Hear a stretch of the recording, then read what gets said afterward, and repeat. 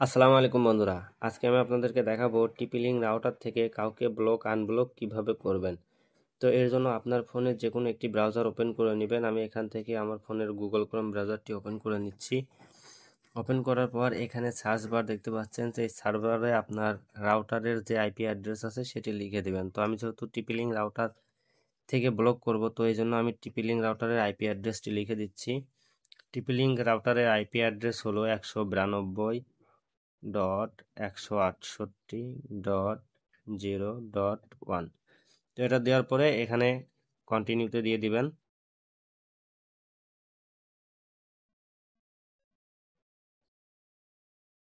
তো আমি এখানে কন্টিনিউতে দিয়ে দিলাম।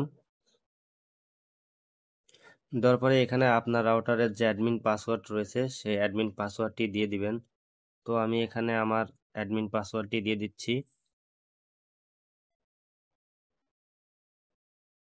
দেওয়ার পরে এখানে যে লগ ইন লেখা দেখতে পাচ্ছেন এটার উপরে ক্লিক করে দিবেন।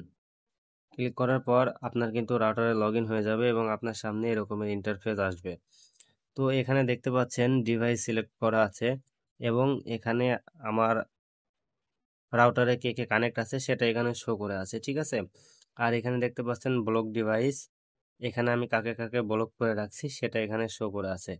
তো আমি যদি কাউকে এখান থেকে ব্লক করতে চাই তাহলে দেখতে পাচ্ছেন এই যে এখানে সামাদ ভাই লেখা রয়েছে, এই নামের শেষে এই যে একটি আইকন দেখতে পাচ্ছেন, অ্যারো চিহ্ন দেখতে পাচ্ছেন, এটার উপরে যদি আমি ক্লিক করে দেই তাহলে কিন্তু সে এখন ব্লক হয়ে যাবে। এই ধরুন আমি এখানে ক্লিক করে দিলাম, এ কিন্তু ব্লক হয়ে গেল, ঠিক আছে। দেখতে পাচ্ছেন এখানে কিন্তু তার নাম নাই। এখন যদি আমি এই ব্লক লিস্টের উপরে ক্লিক করি তাহলে দেখতে পাচ্ছেন এই যে এখানে সামাদ ভাই ব্লক হয়ে গেছে।